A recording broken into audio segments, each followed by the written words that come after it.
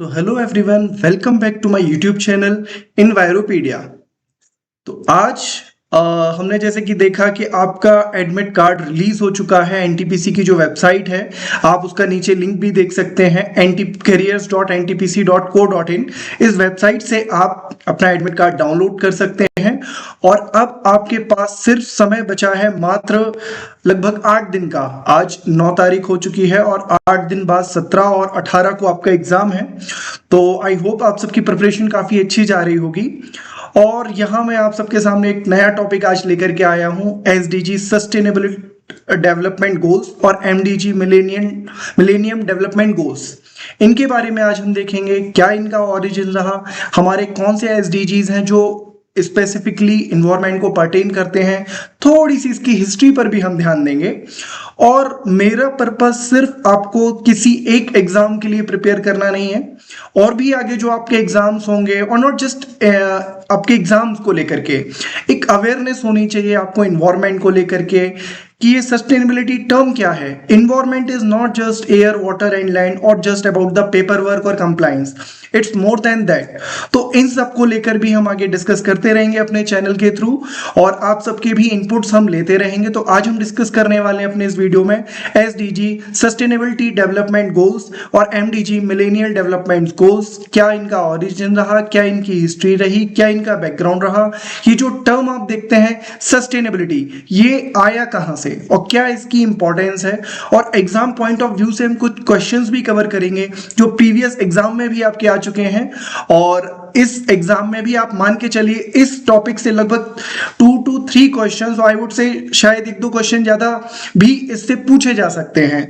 तो इस टॉपिक को आप ध्यान से पढ़िएगा, तैयार करिएगा। और चलिए चलते हैं तुम अपने topic sustainability development goals and MDG millennium development goals. So once again welcome back to my YouTube channel Enviropedia. और आज हम आपसे डिस्कस करने वाले हैं यहाँ पे सस्टेनेबिलिटी के बारे में, सस्टेनेबल डेवलपमेंट गोल्स के बारे में, मिलेनियम डेवलपमेंट गोल्स के बारे में। क्या ये गोल्स हैं, एजेंडा 2030 क्या रहा, नंबर ऑफ गोल्स कितने हैं, एग्जाम पॉइंट ऑफ व्यू से ये जो हमारा टॉपिक है कितना रिलेवेंट है, इन सब के बारे में आज हम यहाँ देखेंगे और आपसे आज हम डिस्कस करेंगे।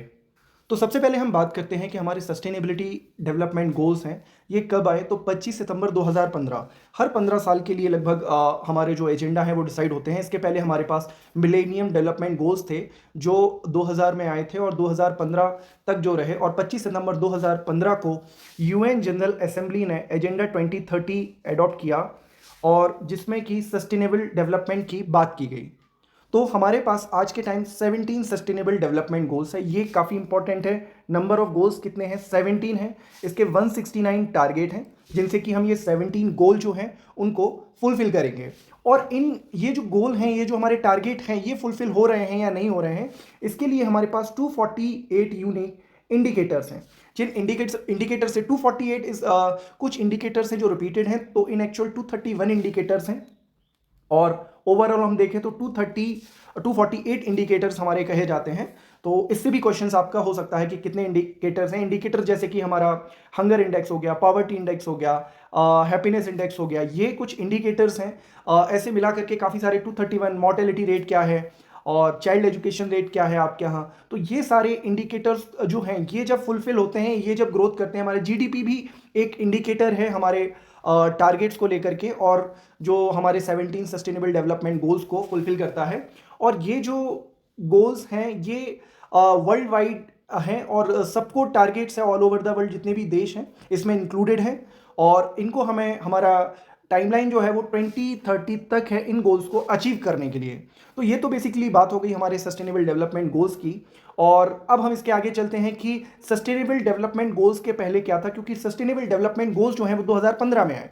इसके पहले हमारे पास थे मिलेनियम डेवलपमेंट गोल्स, जिसमें कि हमारे 8 गोल्स थे, 8 एमडीजीज, और जिसमें से आपका मेन एम जो था reduce poverty, improve health and expand education by 2050, और इसमें काफ़ी प्रोग्रेस की गई। बट अल्टीमेटली ये जो सस्टेनेबल डेवलपमेंट गोल्स इसकी रिक्वायरमेंट क्यों पड़ी, ये काफ़ी इंपॉर्टेंट टॉपिक है। आप न्यूज़ में, आप हर जगह आज के समय देख रहे होंगे global warming, climate change is a big crisis now अडेज, और ये काफ़ी हमको इम्पैक्ट कर रहा है। तो और इसका एक और बड़ा रीज़न है कि हम ह्यूमंस की जो पॉपुलेशन ग्रोथ जिस हिसाब से हुई है और हमारी नीड्स रिक्वायरमेंट जिस हिसाब से बढ़ी है, तो हमारा ओवरऑल जो अर्थ के इकोसिस्टम पर प्रेशर है वो काफ़ी ज़्यादा बढ़ गया है। तो अब सस्टेनेबिलिटी जो है वो काफ़ी इंपॉर्टेंट हो जाती है इस एस्पेक्ट में, ताकि हम लॉन्ग टर्म तक अर्थ को एक लिविंग प्लेनेट बना रहे हमारा, ताकि उसमें हम इजीली सर्वाइव कर सकें। तो इसकी डेफिनेशन जो है वो क्या कहती है सस्टेनेबिलिटी की? Sustainability is fulfilling the need of present generation without compromising the ability of future generation to fulfil their needs. तो हमें नेचर के साथ, इकोसिस्टम के साथ एक समन्वय करके, एक कोऑर्डिनेशन करके हमें ऐसे रहना है, ताकि हमारी जो आने वाली जनरेशन है वो भी उनकी भी जो रिक्वायरमेंट्स हैं वो फुलफिल हो, वो हैम्पर ना करे। तो इसमें हम आगे देखते हैं कि जो प्रीडिसेसर है हमारा ये इसका सस्टेनेबल डेवलपमेंट गोल्स का, वो था मिलेनियम डेवलपमेंट गोल्स। इसमें इन्वायरमेंट को लेकर के, सस्टेनेबिलिटी को लेकर के उतना ज़्यादा एम्फेसाइज नहीं किया गया। तो अब जो सस्टेनेबिलिटी डेवलपमेंट गोल्स हैं, इनमें इन्वायरमेंट को लेके काफ़ी ज़्यादा सिग्निफिकेंस दिया गया है, और क्लाइमेट चेंज को एड्रेस आपके किया गया है, और सस्टेनेबल कंजम्पशन जो है इसको काफ़ी ज़्यादा एम्फेसाइज किया गया है।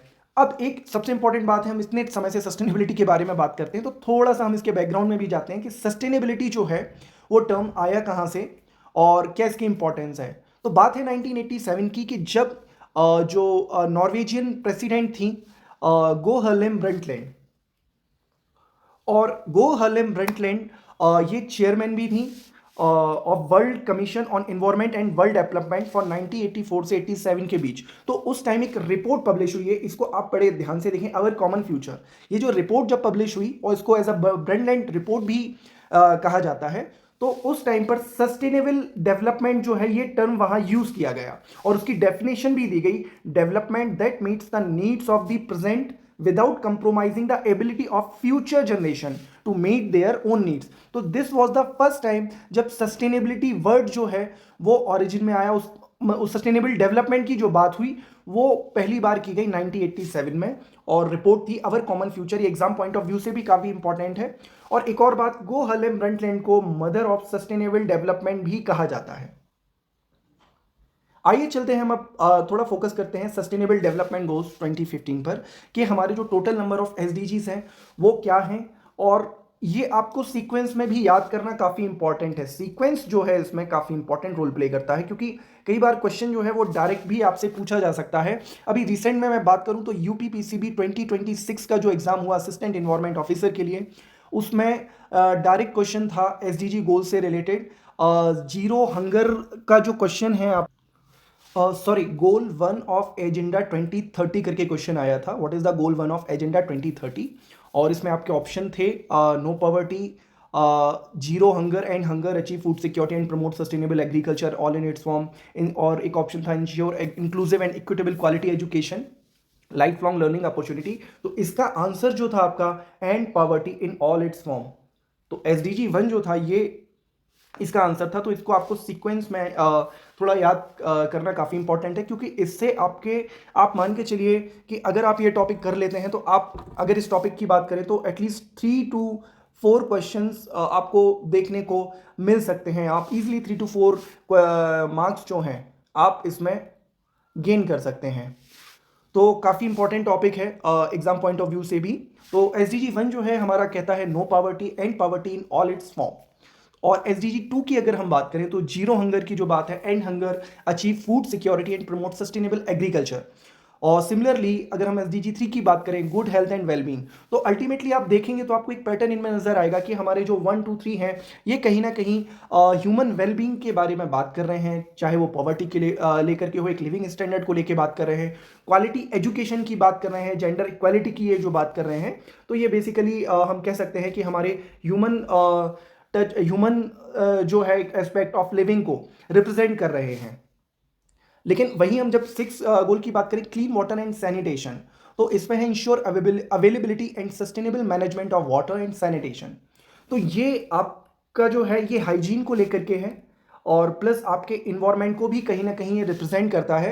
तो ये इस पॉइंट ऑफ व्यू से काफ़ी इंपॉर्टेंट है। एसडीजी 6 जो आपको, वैसे तो सभी गोल्स काफ़ी इंपॉर्टेंट है, आपको सभी करने हैं, आई वोंट से कि आप कोई स्किप करें, बट फिर भी इनमें मैं बाइफर्केशन आपको आगे चल के बताऊंगा कि जो गोल्स हैं हमारे बेसिकली, चूंकि हमारे एग्जाम इन्वायरमेंट को लेकर के है, तो इन्वायरमेंट को लेकर कौन से एसडीजीज हैं जो पर्टेन करते हैं।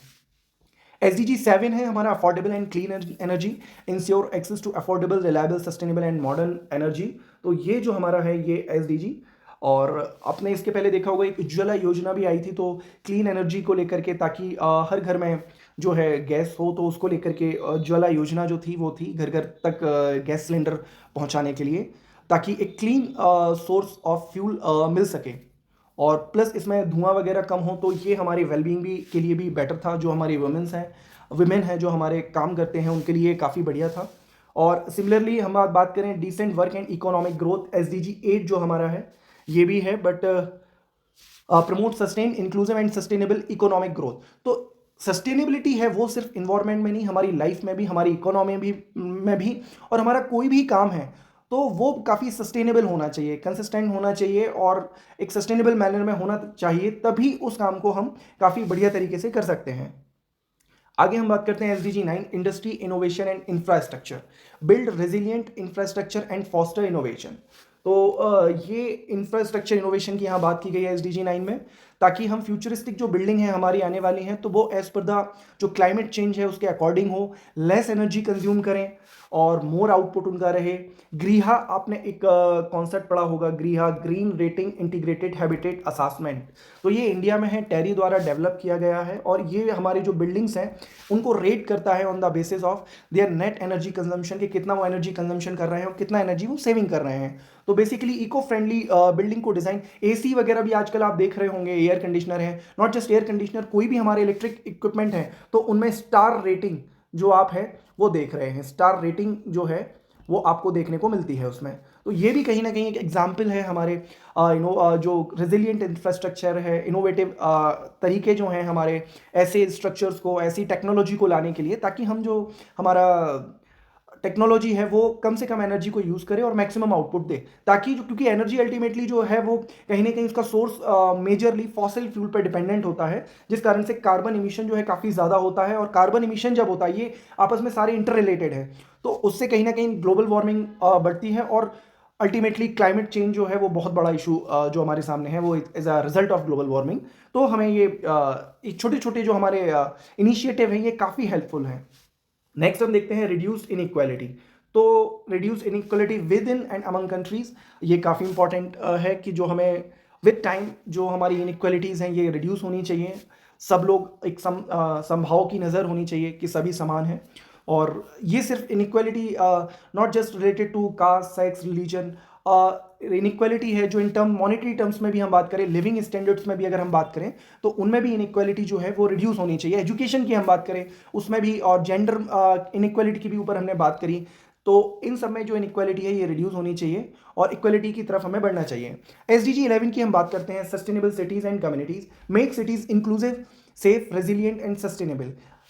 तो ये सस्टेनेबल सिटीज़ एंड कम्युनिटीज़ की भी बात यहाँ हो गई है। स्मार्ट सिटीज़ जो हैं जिनमें कि हम ज़्यादा से ज़्यादा उनको सस्टेनेबल बना पाएँ, ताकि इन्वायरमेंट को जो नुकसान है वो काफ़ी कम से कम हो हमारे अर्बन लाइफ स्टाइल से। तो ये सस्टेनेबल सिटीज़ और कम्युनिटीज़ हमें डेवलप करनी है, ये एक गोल है। Again responsible consumption and production, ये जो है ये काफ़ी इंपॉर्टेंट है। ये दोनों एस्पेक्ट अगर हम बात करें तो कहीं ना कहीं हमारे इन्वायरमेंट से रिलेटेड भी हैं। Ensure sustainable consumption and production patterns. Next हम बात करते हैं क्लाइमेट एक्शन की। तो क्लाइमेट एक्शन जो है ये काफ़ी इंपॉर्टेंट है। आजकल क्लाइमेट चेंज की हम जगह जगह बात करते हैं, इवन हमारी जो मिनिस्ट्री है उसका नाम भी है ministry of environment, forest and later इसमें ऐड किया गया था एंड क्लाइमेट चेंज। तो ये काफ़ी बड़ा ग्लोबल इशू है इस टाइम पर, कि क्लाइमेट चेंज की वजह से हम काफ़ी सारे इश्यूज फेस कर रहे हैं। तो ये भी हमारे इन्वायरमेंट से रिलेटेड है। अगेन हम यहाँ कवर करते हैं life below water, conserve and sustainably use ocean, seas and marine resources. तो ये भी हमारा एस्पेक्ट जो है इन्वायरमेंट से रिलेटेड है। Life on land, protect terrestrial ecosystem, forest and biodiversity. SDG 16 की हम बात करें, peace, justice and strong institution, promote useful peaceful societies and effective institutions. SDG 17 जो हमारा बात करता है, partnership for the goals, strengthen global partnership for sustainable development. ये काफ़ी इंपॉर्टेंट है। ये काफ़ी इंपॉर्टेंट इसलिए है कि अगर हमने हमारा जो क्राइसिस है क्लाइमेट चेंज का, it is not for any country, for any specific part, for any specific continent, ये एक ग्लोबल इशू है।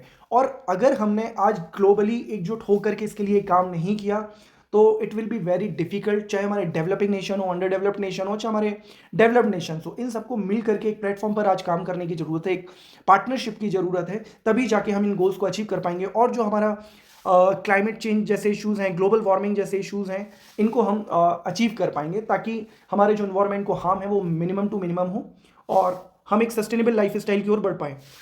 इसका पहले जो था हमारा predecessor MDG millennium development goals, उन पर भी हम एक बार नज़र देख लेते हैं। तो इसमें हमारे टोटल 8 गोल्स थे, 8 गोल्स थे, जिनमें कि MDG 1 था eradicate extreme poverty and hunger, और जिसमें कि MDG जो हमारा 7 था, इसमें इन्वायरमेंट सस्टेनेबिलिटी की बात की गई थी। तो आप ये भी याद रखें, इससे हालांकि क्वेश्चंस कम आने की उम्मीद है, फिर भी आप एक रखें। और develop a global partnership, again partnership की बात, ग्लोबल पार्टनरशिप की बात यहाँ भी हुई। MDG 8 और MDG 17 की भी हम बात, जब SDG 17 की भी जब बात कर रहे थे, partnership for the goals, partnership की बात दोनों जगह हुई है, MDG 8 में और SDG 17 में। और यहाँ MDG 7 जो है इंपॉर्टेंट है, इंश्योर इन्वायरमेंटल सस्टेनेबिलिटी, ये काफ़ी इंपॉर्टेंट है। एक बाइफर्केशन में आपके साथ यहाँ शेयर करना चाहता हूँ। जो थीम बेस्ड अगर हम बात करें, तो जैसा मैं पहले भी आपसे डिस्कस कर चुका हूँ कि जो हमारे SDG 1 2 3 4 5 हैं, वो कहीं ना कहीं ह्यूमन के वेलफेयर के लिए हैं, तो इट्स रिलेटेड टू पीपल। और प्रॉस्पेरिटी की अगर हम बात करें तो SDG 7 8 9 10 11 है, और प्लेनेट और हम अपने इन्वायरमेंट की बात करें तो SDG 6 12 13 14 एंड 15, और जिसमें कि हमने टर्स्टियल एनिमल्स हो, टर्स्टियल इकोसिस्टम है, या हमारा एक्वेटिक इकोसिस्टम है, इनकी बात की गई है। तो और इसके अलावा पीस को लेकर के SDG 16 जो है, इसमें हमने जस्टिस की बात की गई है, और पार्टनरशिप जो हमने SDG 17 में जिसकी बात की गई है। तो ये काफ़ी इंपॉर्टेंट आपके एस्पेक्ट हैं, जिसको लेकर के हमें आपको पढ़ना है, और एग्ज़ाम को लेकर के भी आपको यहाँ प्रैक्टिस यहाँ पर करनी है। अब आपका जो एग्ज़ाम है, इसको ये है आपका 18 जुलाई, और अब आपके पास मात्र समय बचा हुआ है 8 डेज का। तो इसमें आप अपनी तैयारी को काफ़ी बूस्ट करें, अभी भी आपके पास काफ़ी टाइम है। आपके जो सब्जेक्ट से रिलेटेड क्वेश्चंस हैं, मैं बेसिकली आपको कम समय के लिए टॉपिक वाइज चीज़ें दे रहा हूं, ताकि आप मिनिमम टाइम में मैक्सिमम आपको गेन मिल सके इस चीज़ का। तो आप इन टॉपिक्स को ध्यान से देखें, जो भी डिस्कशन मैंने किए, तो क्योंकि इनसे question definitely without any doubt question आपके एग्जाम में आना ही आना है। और नॉट जस्ट आपके NTPC एग्जाम को लेकर, ये किसी भी PCB का भी अगर कोई एग्जाम है, या हम बात करें किसी भी अपना जो इन्वायरमेंट साइंस से रिलेटेड हमारा गेट का एग्जाम है, या फिर हमारा नेट का जो एग्ज़ाम है, इनमें भी इससे क्वेश्चंस आते ही आते हैं। तो आप इसको काफ़ी अच्छे से प्रिपेयर करें, ताकि आपका नॉट जस्ट NTPC बल्कि कोई भी आपका एग्ज़ाम हो तो उसको आप अच्छे से कर पाएँ। और जो आपकी अभी वेबसाइट है careers.ntpc.co.in, इससे आप अपना एडमिट कार्ड डाउनलोड कर सकते हैं। एडमिट कार्ड आपका आई थिंक 7th की नाइट में रिलीज हो गया था, और अब आप उसको डाउनलोड कर सकते हैं वेबसाइट पर जाकर के, और अपनी प्रिपरेशन कंटिन्यू कर सकते हैं। और मेरा जो चैनल है इन्वायरोपीडिया, अगर आपको कंटेंट अच्छा लगता है तो आप उसको लाइक, शेयर और सब्सक्राइब जरूर करें, है ना, ताकि और कमेंट्स आप जरूर करें। आपके कमेंट्स जो हैं काफ़ी वैल्यूएबल होते हैं, जिससे कि मैं भी आपको आगे आउटपुट दे पाता हूं काफ़ी सारा, कि क्या आप लोग जानना चाहते हैं। और एक इसके अलावा भी अभी और टॉपिक्स जो हैं वो कवर करेंगे, और उसके बाद फिर मैं एक हमारा मोटिवेशन होता है कि सबको जानने के लिए उत्सुकता होती है कि हमारी सैलरी क्या होगी, इससे रिलेटेड भी अभी एक वीडियो मेरा आएगा। हमारे पर्क्स क्या होंगे, इससे रिलेटेड भी हमारा वीडियो आएगा। क्या हमें वहाँ फैसिलिटी होंगी, इससे रिलेटेड भी इस सबको मैं एक वीडियो भी आएगी, तो उसमें मैं ये कवर आपको लेकर के करूँगा। तो जो भी आपकी क्यूरियोसिटी है वो आप उसमें जान पाएँ। और एक और आपके साथ मैं कवर क्या है, अभी लोगों की क्वेरी थी कि कट ऑफ क्या हो सकता है प्रोबेबल। तो अभी 2024 में जो एग्जाम हुआ था उसका कट ऑफ हमारे पास नहीं है, बट 2022 का जो एग्जाम हुआ था इसके कट ऑफ को भी हम डिस्कस करेंगे डिटेल में, और क्या हमारी स्ट्रेटेजी होनी चाहिए, मिनिमम हमारा क्या एक्सपेक्टेड कट ऑफ होना चाहिए एग्जाम पॉइंट ऑफ व्यू से, इस एग्जाम को क्रैक करने के लिए, इंटरव्यू में जाने के लिए। तो इन सबको भी एक नेक्स्ट वीडियो में मैं कवर करूंगा आपके साथ, ताकि आपको कोई भी इसमें प्रॉब्लम ना हो और आप इजिली आप अपने एग्जाम में एक्सेल कर पाएं। तो तब तक के लिए मेरे साथ जुड़े रहिए। मेरे यूट्यूब चैनल इनवायरोपीडिया को आप सब्सक्राइब कीजिए, और वीडियो को लाइक शेयर सब्सक्राइब कीजिए, और कमेंट जरूर आप कीजिए। Thank you, good bye and best of luck for your preparation.